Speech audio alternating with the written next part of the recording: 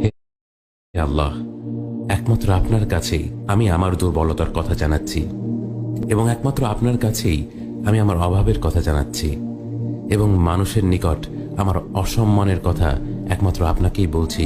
হে আরহামার রাহিমিন, আপনিই তো প্রতিটি দুর্বল ব্যক্তির রব, এবং আপনিই আমার রব। আপনি কার কাছে আমাকে ছেড়ে দিলেন?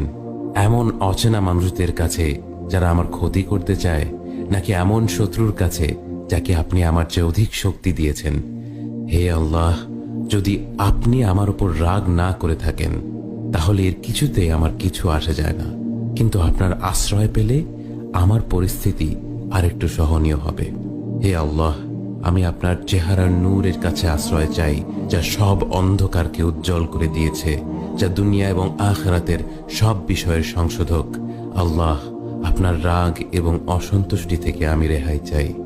আল্লাহ, এ সব কাজই শুধু আপনাকে খুশি করার জন্য করা, এবং আপনি ছাড়া কোনো শক্তি নেই।